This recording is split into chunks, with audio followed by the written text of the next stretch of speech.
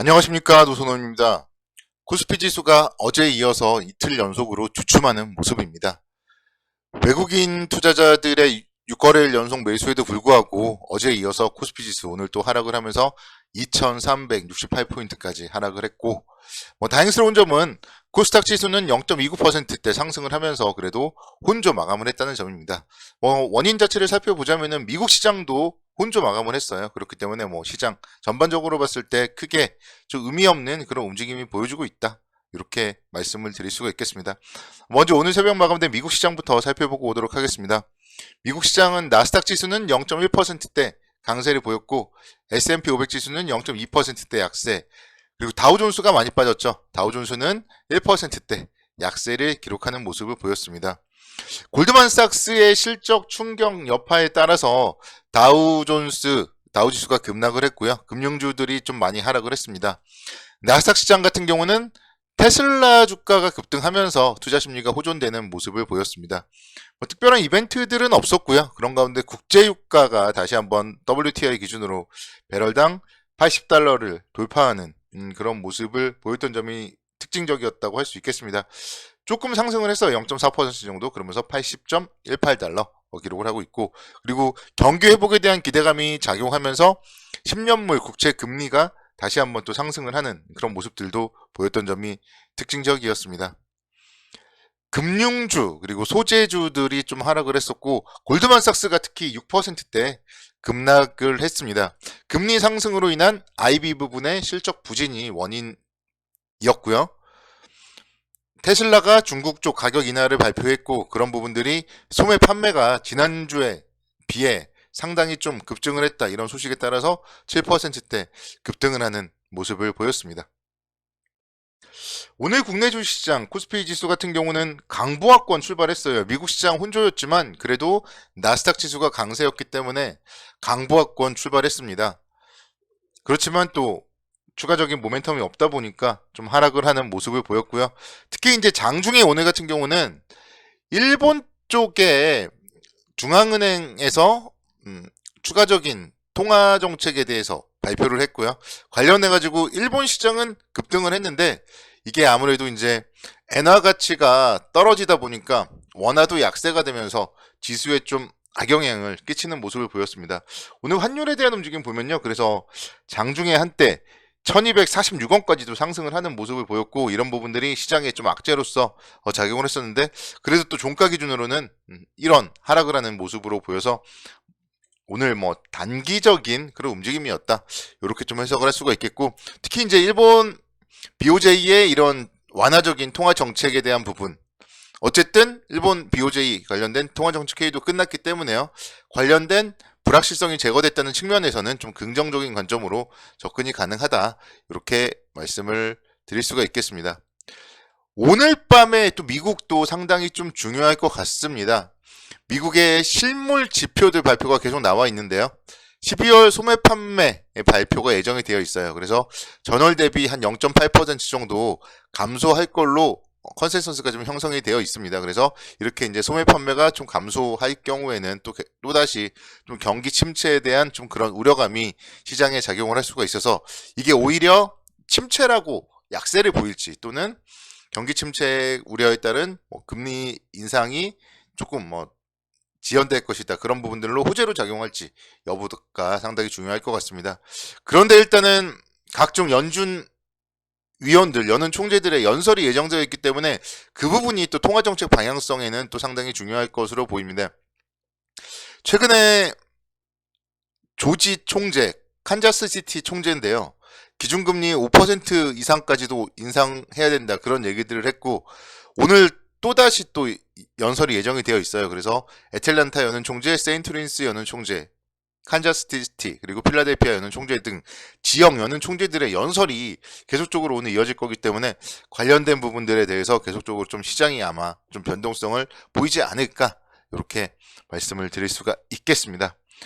환율의 움직임, 아까 전에 이제 제가 원달러 환율 오늘 상승을 하기도 했었다, 이렇게 말씀을 드렸었는데, 이렇게 환율이 뭐 상승을 하다가 하락을 했지만 외국인들의 매수 기조는 오늘 또 이어졌습니다. 그래서 외국인들의 6거래일 연속으로 순매수 기조 이어졌고, 이런 부분들 감안을 해본다면은 뭐 국내 시장 투자 전략은 계속적으로 긍정적으로 접근을 하시면 무리가 없을 것 같습니다.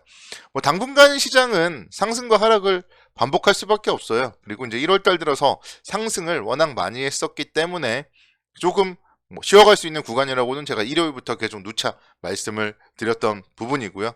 특히 이제 목요일, 금요일만 있으면은 설 연휴예요. 그래서 지금 마음은 이미 사실은 직장인들 같은 경우는 마음은 이미 다 설 연휴에 가 있지 않을까 뭐 그런 생각 드는데요. 주식시장도 마찬가지예요. 그렇기 때문에 좀 편안하게 목요일, 금요일까지는 좀 관망하는 전략으로 대응을 하는 게 바람직하다. 이렇게 설명을 드릴 수가 있겠습니다. 종목들을 좀 살펴보면요. 오늘 호텔신라가 1.6%대 상승을 하면서 뭔가 이런 좀 어려운 시장 속에서 상당히 좀 뭐 긍정적인 그런 움직임을 보였습니다. 항공주 쪽 그리고 뭐 여행 면세점 관련주들이 강세를 보였는데 사실 금리 상승기이기 때문에 요즘에는 제가 항공주에 대해서는 언급을 안 하고 있습니다. 그래서 항공주보다는 이런 좀 면세점 관련 호텔신라 좀 긍정적 관점으로 접근하자 계속적으로 좀 말씀을 드리고 있는데요. 지난해부터 사실 이제 항공 수요가 좀 회복되고 있고 그런 부분들은 결국은 면세점의 실적에 긍정적인 영향을 미칠 수가 있다. 이렇게 볼 수 있겠습니다. 그리고 중국의 국경 개방 이 부분에 따라서 전 세계 항공 수요가 이제는 올해는 팬데믹 이전 수준을 되찾을 걸로 그렇게 전망이 되고 있어요. 그래서 그럴 경우에는 충분히 면세점 관련된 호텔 신라 이제 정말 진정한 호텔로 10만 원대까지 충분히 상승 여력이 있다. 이렇게 다시 한번 또 강조를 드리고요. 그래서 움직임 자체 지금 보시면은 뭐 계속적으로 좀 계단식으로 상승을 하는 그런 모습을 보여주고 있습니다. 지난주까지 또 좀 조정을 보였다가 오늘 다시 한번 상승을 하는 이런 모습. 뭐 기술적으로 봤을 때도 괜찮은 그림이잖아요. 그래서 이런 종목들 만약에 뭐 굳이 주식을 매수한다 이러면 호텔신라 같은 종목들을 매수하고 홀딩하는 전략으로 대응을 하는 게 바람직해 보입니다. 특히 뭐 8만 원대 초반 또는 뭐 혹시나 7만 원대 간다면은 부담 없이 좀 매수 관점으로 접근을 하는 게 바람직하다. 이렇게 말씀을 드릴 수 있겠습니다. 뭐 어제 말씀드렸던 아모레퍼시픽 같은 경우 뭐 비슷한 관점이죠. 어제 이제 상승을 했었고 오늘은 1,000원 정도 하락을 했는데 뭐 추세적으로 봤을 때 나쁘지 않습니다. 그래서 이런 좀 중국 소비 관련주들에 대해서 올해는 좀 주목을 해보자 계속적으로 강조를 드립니다. 제가 올해 좀 가장 보수적으로 보는 업종 중에 하나는요 건설주예요. 그래서 지난번에도 말씀을 드렸고 지난번에 사실 뭐 단기적으로 반등하는 국면에서도 제가 보수적으로 보자 이렇게 좀 말씀을 드렸는데 그 이후에 주가는 또 연일 흘러내리고 있습니다. 오늘도 역시 좀 하락을 하는 모습을 보였고 대기업 건설사들의 지난해 3분기 채무 보증이 250조 원을 초과했다. 뭐 이런 소식들이 들리면서 오늘 건설주들이 전반적으로 좀 좋지 못한 모습을 보였습니다. 특히나 금리 인상 그리고 원자재 가격 상승, 미분양 증가 이런 부분들이 해결이 바로 되지가 않아요. 그래서 앞서서 언급드렸던 이런 중국 소비 관련주들은 이제 코로나 엔데믹과 함께 해결이 될 국면이기 때문에 우리가 투자적으로 관심 있게 지켜봐야 되는 것이고 건설 관련하여서는 지금 부동산 가격이 많이 하락을 하다 보니까 뭔가 정부에서도 지금 뭐 대책을 막 내고 하지만 그런 대책 자체가 또 바로 와닿지는 않기 때문에요. 건설주들은 당분간은 좀 힘들 가능성이 높다. 그런 부분들을 다시 한번 또 말씀을 드리고 싶습니다.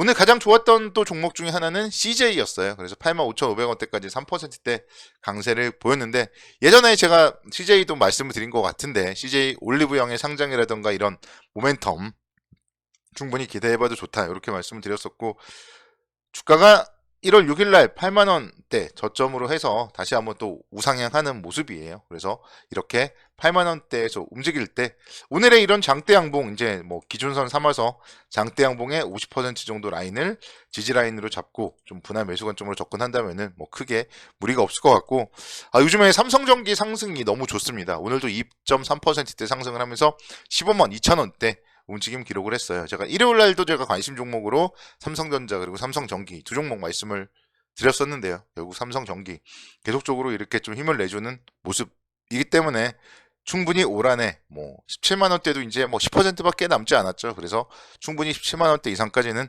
상승 가능성이 있다고 말씀을 드리고 싶고, 제가 지난주에 현대글로비스도 긍정적으로 말씀을 드렸었잖아요. 오늘 또 2%대 상승을 하는 모습입니다. 그래서 제가 특징주로 좀 말씀드리는 종목들에 대해서 여러분들이 좀 집중해서 지켜보자, 이렇게 오늘 마무리하도록 하겠습니다. 수고 많으셨습니다. 감사합니다.